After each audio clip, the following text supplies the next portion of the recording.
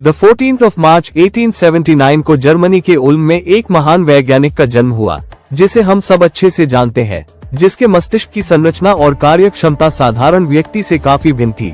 हाँ, बिल्कुल सही, मैं एल्बर्ट आइंस्टीन की ही बात कर रहा हूँ। कहा जाता है कि एल्बर्ट आइंस्टीन कुछ स्पेशल माइंड पावर्स के साथ पैदा हुए, पर क्या ये सच है? आइए जानते हैं उनके जीवन काल में हुई इंटरेस्टिंग घटनाओं और उनकी माइंड पावर्स के पीछे के कारणों के बारे में। वीडियो में आगे बढ़ने से पहले यदि आप हमारे चैनल पर नए हो तो कृपया चैनल को सब्सक्राइब करें और बेल आइकन दबाना न भूलें। आपके सवाल और टिप्पणियों का स्वागत है, उन्हें नीचे कमेंट बॉक्स में जरूर लिखें। तो चलिए टॉपिक पर वापस आते हैं। एल्बर्ट आइंस्टीन का जन्म द 14th of March 1879 को जर्मनी के उल्म में हुआ था। उन्होंने बचपन में ही विज्ञान और गणित में गहरी रुचि दिखाई। हालांकि शुरुआती दिनों में उनके शिक्षकों ने उन्हें एक सामान्य छात्र माना, लेकिन उनकी असाधारण बौद्धिक क्षमता ने जल्दी ही उनकी पहचान बना दी। आइंस्टीन के कई सिद्धांत और शोध ने आधुनिक भौतिकी की नींव रखी। 1905 में आइंस्टीन ने सापेक्षता का विशेष सिद्धांत प्रस्तुत किया, जो ये बताता है कि समय और दूरी सापेक्ष है और इनका परिमाण प्रकाश की गति के सापेक्ष बदलता रहता है। इस सिद्धांत का सबसे प्रसिद्ध समीकरण है A=mc²। इस समीकरण में A ऊर्जा, m द्रव्यमान मास और c प्रकाश की गति स्पीड ऑफ लाइट है। ये समीकरण दर्शाता है कि द्रव्यमान और ऊर्जा एक दूसरे में परिवर्तित हो सकते हैं, और यह सिद्धांत परमाणु बम के निर्माण में भी आधार बना। सापेक्षता का सामान्य सिद्धांत जनरल थियरी ऑफ रिलेटिविटी 1915 में आइंस्टीन ने सापेक्षता के सामान्य सिद्धांत का विकास किया, जिसमें उन्होंने ये सिद्ध किया कि गुरुत्वाकर्षण ग्रेविटी वास्तव में समय और स्थान की वक्रता curvature of space and time के कारण होता है। इस सिद्धांत ने गुरुत्वाकर्षण के बारे में न्यूटन के विचारों को चुनौती दी और उन्हें एक नए ढंग से प्रस्तुत किया। आइंस्टीन के इस सिद्धांत ने ब्रह्मांड के प्रारंभिक विकास और ब्लैक होल जैसी अवधारणाओं को समझने में मदद की। फोटोइलेक्ट्रिक प्रभाव फोटोइलेक्ट्रिक इफेक्ट 1905 में आइंस्टीन ने फोटोइलेक्ट्रिक प्रभाव का सिद्धांत प्रस्तुत किया, जिसके लिए उन्हें 1921 में नोबेल पुरस्कार मिला। इस सिद्धांत के अनुसार जब प्रकाश की एक किरण किसी धातु की सतह पर पड़ती है तो उससे इलेक्ट्रॉन उत्सर्जित होते हैं। ये सिद्धांत इस बात का प्रमाण था कि प्रकाश कणों के रूप में व्यवहार कर सकता है, जिसे फोटोन कहा जाता है।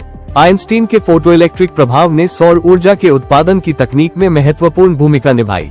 ब्रोनियन गति ब्राउनियन मोशन आइंस्टीन ने 1905 में ब्रोनियन गति के बारे में भी एक महत्वपूर्ण शोध प्रस्तुत किया, जिसमें उन्होंने ये सिद्ध किया कि छोटे कणों की अनियमित गति अणुओं के टकराने के कारण होती है। इस शोध ने आणविक और परमाणु संरचना को समझने में मदद की। आइंस्टीन के मस्तिष्क को सामान्य मस्तिष्क से अलग माना गया है।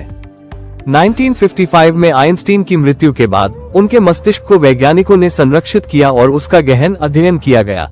थॉमस हार्वे नामक एक चिकित्सक ने उनके मस्तिष्क का अध्ययन किया। उन्होंने पाया कि आइंस्टीन का मस्तिष्क आकार में औसत मानव मस्तिष्क जितना ही था, लेकिन कुछ क्षेत्रों में असामान्यताएं थी। आइंस्टीन के मस्तिष्क में पार्श्विका लोब पैराइटल लोब की संरचना सामान्य मस्तिष्क से अलग थी। ये हिस्सा गणितीय और स्थानिक समझ के लिए जिम्मेदार होता है। इस क्षेत्र में विशिष्ट अंतर थे, जिससे यह अनुमान लगाया गया कि आइंस्टीन की गणितीय और सैद्धांतिक क्षमताएं उनके मस्तिष्क की इस अनूठी संरचना के कारण थी। आइंस्टीन के मस्तिष्क में कॉर्पस कॉलोसम, जो मस्तिष्क के दोनों हिस्सों हेमिस्फीयर के बीच संचार करता है, सामान्य से अधिक मोटा था। इससे यह निष्कर्ष निकाला गया कि आइंस्टीन का मस्तिष्क दोनों हेमिस्फीयरों के बीच बेहतर तरीके से संचार कर सकता था, जिससे उनकी सृजनात्मकता और तार्किक सोच में समन्वय बेहतर हो सकता था। आइंस्टीन के मस्तिष्क में सामान्य मानव मस्तिष्क की तुलना में एस्ट्रोसाइट्स की संख्या अधिक थी। एस्ट्रोसाइट्स वे कोशिकाएं होती हैं जो न्यूरॉन्स का समर्थन और पोषण करती है। इससे यह निष्कर्ष निकला कि उनके मस्तिष्क की न्यूरोनल गतिविधि अधिक तीव्र हो सकती थी। आइंस्टीन की सोचने की क्षमता और नए सिद्धांतों की कल्पना करने की शक्ति सामान्य मानव से कहीं अधिक थी। उनकी सबसे बड़ी क्षमता ये थी कि वे कल्पना और सैद्धांतिक सोच के आधार पर ऐसी समस्याओं को हल कर सकते थे जो उस समय के विज्ञान से परे थी।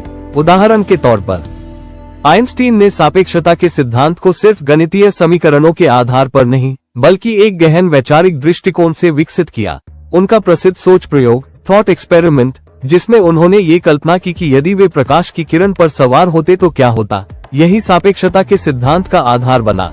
आइंस्टीन के मस्तिष्क के पार्श्विका लोब में पाए गए अंतर ने ये संकेत दिया कि उनका स्थानिक, स्पेशल और दृश्य कौशल सामान्य से बेहतर था। वे वस्तुओं और घटनाओं की भौतिक संरचना और गति को अपने मस्तिष्क में अत्यधिक सटीकता के साथ मॉडल कर सकते थे।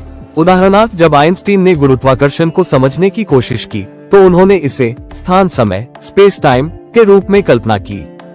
वे इसे मस्तिष्क में वक्र कर्वेचर के रूप में देख सकते थे, जो सामान्य व्यक्ति के लिए समझना कठिन होता है। आइंस्टीन का कॉर्पस कॉलोसम सामान्य से मोटा था, जिससे उनके मस्तिष्क के दोनों हेमिस्फीयर के बीच सूचनाओं का आदान प्रदान अधिक प्रभावी था। इससे वे जटिल समस्याओं को सुलझाने में अधिक सफल थे, क्योंकि तार्किक और रचनात्मक दोनों पक्ष एक साथ काम कर रहे थे। गणितीय समस्याओं के समाधान में आइंस्टीन की रचनात्मकता और गणितीय सोच का मिश्रण स्पष्ट देखा जा सकता है।